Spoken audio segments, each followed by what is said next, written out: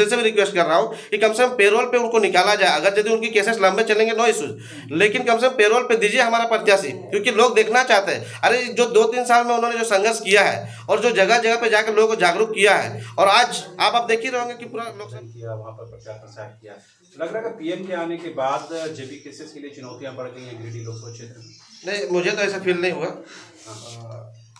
क्योंकि आप उनके बयान को जब देखेंगे, चाहे उन्होंने जो संबोधन किया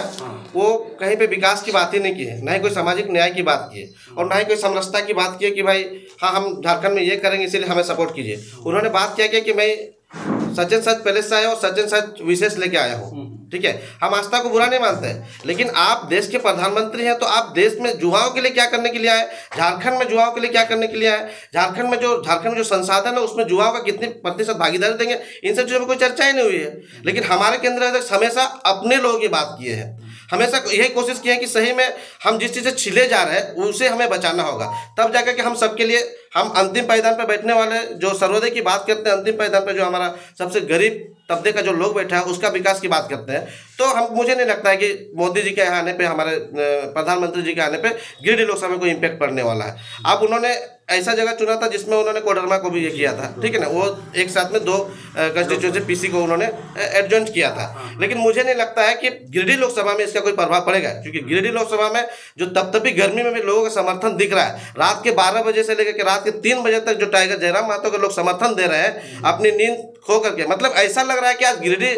में लोग अपने लिए चुनाव लड़ रहे हैं। आज मान लीजिए सपोज कि टाइगर जयराम महतो 2:30 बजे कहीं पे जाते हैं तो 2:30 बजे तो उनका इंतजार करना है, ये साबित करता है कि वो लोग अपने लिए चुनाव लड़ रहे हैं और आने वाले समय में ये वोट भी अपने लिए करेंगे। और अपने लिए मतलब क्या, सिंपल सी बात है, वो आने वाले भविष्य की सोच रहे हैं, आने वाले पीढ़ियों की सोच रहे हैं। तो इस सब चीज़ों को देखते हुए कहीं भी इस तरह से महसूस नहीं हुआ कि हाँ कि हमारे देश के सर्वोच्च पद पर बैठने वाले प्रधानमंत्री जी आए हैं और उनसे लोग इम्पैक्ट हो गए या प्रभावित हो गए, ऐसा कहीं भी महसूस अभी तक भी नहीं हुआ है। क्योंकि दूसरी चीज़ को आप मतलब इसके दूसरे स्टेक होल्डर्स को देखते हैं तो दूसरे स्टेक होल्डर्स में जो उनके कैंडिडेट है, ठीक है, सीपी चौधरी जी, तो वहाँ पे लोगों ने खुद नारा लगाया है इस बार सीपी साहब,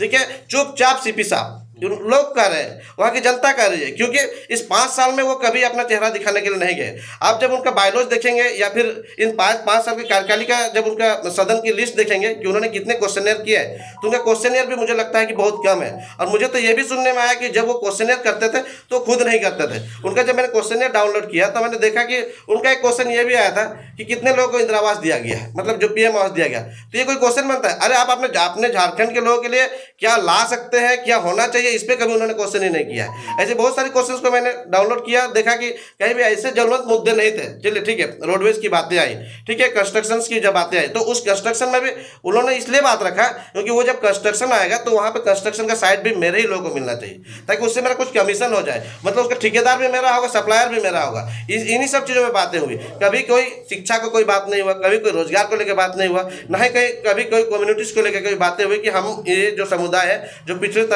मतलब दबे हुए हैं, इनके लिए हमें कुछ करना होगा। तो इन सब चीज़ों को भी दूसरे स्टेक होल्डर से देखते हैं तो लोग उनको पूरी तरह से नकार चुके हैं और लोग नहीं चाहते हैं। अभी भी कुछ वीडियो से भी हमने देख रहा है कि वैसे बच्चे स्कूल्स के बच्चे निकल रहे हैं कि भाई साहब आज झारखंड में 23 साल होने के बाद हमको सही से स्कूल व्यवस्था नहीं दिया गया है। तो इन सब चीज़ों पे कभी बातें नहीं हुई, खास करके मेडिकल और एजुकेशन पे तो कोई किसी तरह का कोई चर्चा ही नहीं हुआ है। सर एक बात हम आज सबके बीच में बोलना चाह रहे हैं, हमारे जो झारखंड के जो आंदोलनकारी है उस सारे आंदोलनकारी के साथ एक दिन हम लोग बैठक रखेंगे, उसमें राजू जी रहेंगे, हमारे नेशनल पीपुल्स पार्टी के सारे प्रदेश का कार्यकारिणी समिति रहेंगे। और काहे कि झारखंड का बहुत सारे आंदोलनकारी है जो आंदोलन किया, अभी मरने के कगार में है, लेकिन उनको अभी तक पेंशन नहीं मिल रहा है। इस विषय में भी जेबी केसेस और नेशनल पीपुल्स पार्टी के माध्यम से एक बहुत बड़ा हम लोग सारे झारखंड के जितने भी आंदोलनकारी है वो सारे आंदोलनकारी को बुला के हम लोग ठीक हुआ।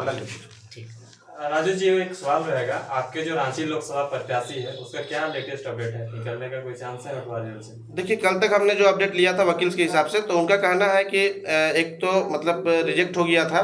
तो वो शायद जेसी से मतलब डिस्ट्रिक्ट कोर्ट पे वो लोग अप्लाई करेंगे, तो माइट भी शायद कल उन्होंने अप्लाई किया होगा, तो इस पर भी 2-3 दिन लग ही जाएंगे। ठीक है, हम तो पूर्ण रूप से ये विश्वास और उम्मीद के साथ कह रहे हैं कि कम से कम 2 दिन के लिए भी हमारा कैंडिडेट बाहर आए। मैं तो सबसे रिक्वेस्ट भी कर रहा हूँ, मैं तो जुडिशल से भी रिक्वेस्ट कर रहा हूँ कि कम से कम पेरोल पे उनको निकाला जाए, अगर यदि उनकी केसेस लंबे चलेंगे नो इशूज, लेकिन कम से कम पेरोल पे दीजिए हमारा प्रत्याशी, क्योंकि लोग देखना चाहते हैं। अरे जो 2-3 साल में उन्होंने जो संघर्ष किया है और जो जगह जगह पे जाकर लोगों को जागरूक किया है, और आज आप देख ही रहे होंगे कि पूरा लोकसभा में आप लोग घूम ही रहे हैं कि लोग स्वतः उनके लिए प्रचार प्रसार कर रहे हैं। आज हमारे पास फंड भी नहीं है, हमारे पास फंड रेजर्स भी नहीं है। आखिर उस जो हमारे प्रत्याशी है उन्होंने कहीं ना किसी से तो बातें रखी होंगी, लेकिन वो निकल पाएंगे तब तो हम फंड्स की बात कर पाएंगे। संसाधन की कमी है, उसके बावजूद भी हमारे लोग लगे हुए। तो मैं आप सभी चैनल्स के माध्यम से मैं जुडिशरी से भी अपील करूंगा कि कम से कम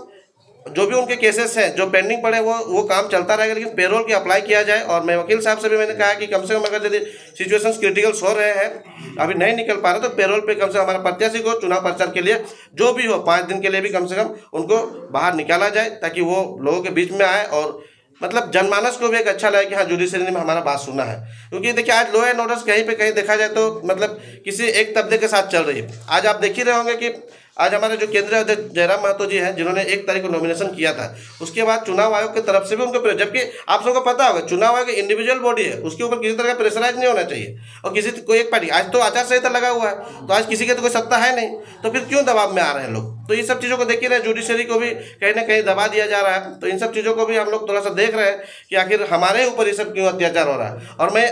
आप सभी चैनल के माध्यम से तमाम जो झारखंडी जनमानस के जो लोग हैं, मैं यही अपील करूंगा कि देखिए भाई साहब, हमारे 2 क्रांतिकारी नेताओं के ऊपर किसी तरह से जातीयता किया जा रहा है। अरे वो तो बोलने वाले मुखर लोग हैं, उसके बावजूद भी उनके ऊपर प्रेशराइज किया जा रहा है, उनको दबा दिया जा रहा है। तो उस व्यक्ति के बारे में सोचिए जो मुंह नहीं खोल सकता, उस व्यक्ति के बारे में सोचिए जो पढ़ा लिखा नहीं है, उस व्यक्ति के बारे में सोचिए जो घर से कहीं बाहर निकला नहीं है। अगर यदि उसकी भी कभी इस तरह से परिस्थितियाँ होती है तो क्या प्रशासन उसको मदद करेगी? नहीं करेगी। इसीलिए ऐसे लीडर्स को सपोर्ट कीजिए, ताकि जो आपके लिए हमेशा खड़ा हुए हैं, और ऐसे लोगों को यदि वो जेल के अंदर भी है तो जेल के बाहर जो हम लोग खड़े हुए हैं, ऐसे लोगों को सपोर्ट करेंगे और कोशिश ये करेंगे उनको हम सदन में भेजेंगे, क्योंकि यही लोग कल जाकर के जो भी, देखिए हमारा संविधान लचीला है, ठीक है, रिजिड नहीं है, तो कुछ अच्छी चीज़ों को वो लोग संविधान में लागू कर सकते हैं कि भाई ये सब चीज़ हटना चाहिए। बहुत सारी चीज़ों को हम लोग रिसर्च कर रहे हैं कि कानून में भी कौन कौन सी ऐसी मतलब व्यवस्था है जिसके कारण हमारे जो कम पढ़े लिखे लोग या फिर जो मुखर होकर नहीं बोल पाते ऐसे लोगों को दबा दिया जाता है। तो ऐसे लोग हमको लोग कैसे सेफ्टी दे सकते हैं, कैसे लोगों को सिक्योरिटी कैसे दे सकते हैं, इन सब चीज़ों पर भी हम लोग मतलब विचारणीय है। तो हम आग्रह यही करेंगे कि अगर यदि हमारे रांची लोकसभा के निर्दलीय प्रत्याशी हमारे छात्र नेता देवेंद्र नाथ महतो को अगर यदि किसी षड्यंत्र के माध्यम से नहीं निकलने दिया जाता है तो चिंता की कोई विषय नहीं है। आप सभी खुद अपने आप में जयराम महतो है, अपने आप में देवेंद्र नाथ महतो है, आप खुद अपने घर से निकलिए। ये सोचिए कि आप खुद चुनाव लड़ रहे हैं और आप खुद जगह जगह पर जाएँ और हमारा जो भी छाप है देवेंद्र नाथ महतो को जो हमारा